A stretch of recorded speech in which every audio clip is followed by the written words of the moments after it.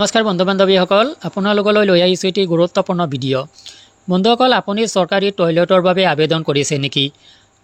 চৰকাৰী টয়লেটৰ বাবে আবেদন কৰি টকা পোৱা নাই নেকি? যদি পোৱা নাই তেতিয়াহ'লে আপুনি এই কামটো কৰক। আপোনাৰ বেংক একাউণ্টতো সোমাব টয়লেট নিৰ্মাণৰ বাবে ধন। বিস্তাৰিত তথ্য আপোনালোকক এই ভিডিঅ'টোত সংক্ষেপে জনাব চেষ্টা কৰিম। খুব সোনকালে আপোনালোকক এই ভিডিঅ'টো প্ৰিপেয়াৰ কৰি দিবলৈ যত্ন কৰা হৈছে, যাৰ কাৰণে ভিডিঅ'টো অলপ খৰতকীয়া হৈছে।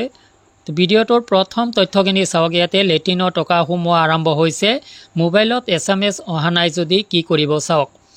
PM টয়লেট যোজনা 2024 প্ৰধানমন্ত্ৰীয়ে শৌচাগাৰ নিৰ্মাণৰ বাবে দিছে 18,000 টকা। PM টয়লেট যোজনা সকলো পুৰুষ মহিলা ইয়াত আবেদন কৰিব পাৰিব।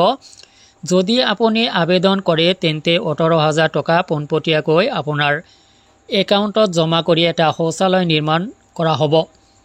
আপুনি এই শৌচাগাৰ আবেদন গ্ৰাম পঞ্চায়তৰ কাৰ্যালয়ত বা BDO কাৰ্যালয়ত অফলাইনত আবেদন কৰিব পাৰে বা অনলাইনতো আপুনি আবেদন কৰিব পাৰে। কেনেকৈ আবেদন কৰিব আৰু কি নথিৰ প্ৰয়োজন হ'ব আপোনালোকক জনাইছোঁ।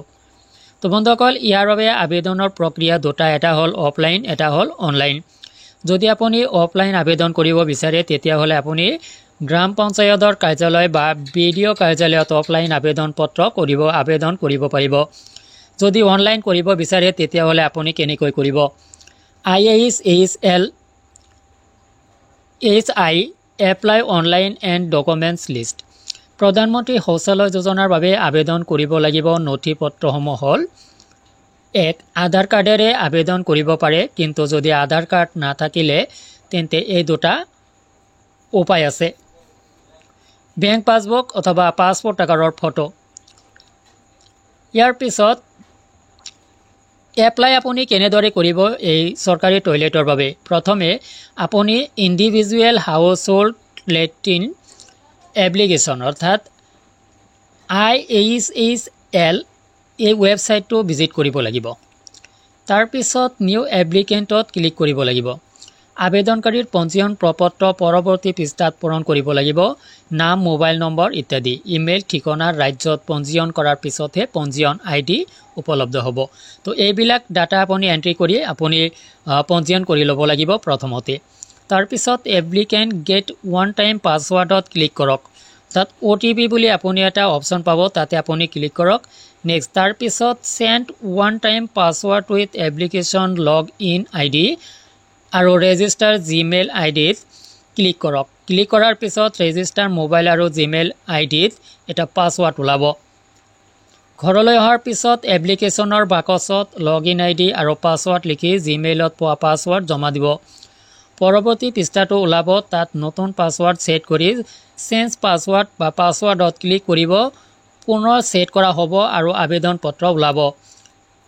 ইয়াৰ পিছত নাম, ঠিকনা, পিতৃৰ নাম, মোবাইল নম্বৰ, জিমেইল ID, আধাৰ কাৰ্ড নম্বৰ আৰু ফটো আপলোড কৰি প্ৰথম পৃষ্ঠাত একাউণ্ট নম্বৰ আৰু বেংক পাছবুক আপলোড কৰাৰ লগতে পাছপোৰ্ট আকাৰৰ ফটো আপলোড কৰি জমা দিব লাগে। ষ্টেটাছ ক্লিক কৰি ষ্টেটাছ পৰীক্ষা কৰিব পাৰি। আপোনাৰ আবেদনটো কেনেকুৱা পৰ্যায়ত আছে, এক্টিভ নে ইনএক্টিভ হৈ আছে, আপুনি সেইটো ষ্টেটাছ যি এটা স্পেচ পাব, আপুনি ষ্টেটাছ বুলি এটা কলম পাব, সেই কলমটোত আপুনি ক্লিক কৰিলে আপুনি আপোনাৰ এপ্লিকেশ্যনৰ ষ্টেটাছটো চাব পাৰিব, এক্টিভ হৈ আছে নে ইনএক্টিভ হৈ আছে। যদি আপোনাৰ এপ্লিকেশ্যনটো এক্টিভ হৈ আছে তেতিয়াহ'লে আৰু কৰিব লগা একো নাই বা আপোনাৰ চিন্তাৰো কোনো বিষয় নহয়। আপুনি এই আঁচনিৰ কাৰণে ইলিজিবল হৈ যাব পাৰে। যিকোনো মুহূৰ্তত আপোনাৰ নামটো লিষ্টত আহি যাব পাৰে। আপোনাৰ বেংক একাউণ্টত 18,000 টকা টয়লেট নিৰ্মাণৰ নামত আহি যাব পাৰে। তো বন্ধুসকল, ভিডিঅ'টো সংক্ৰান্তত আপোনালোকৰ কিবা অভিমত থাকিলে ভিডিঅ' কমেণ্ট ছেকশ্যনত প্ৰভাইড কৰক। আজিলৈ এৰিছোঁ, ধন্যবাদ।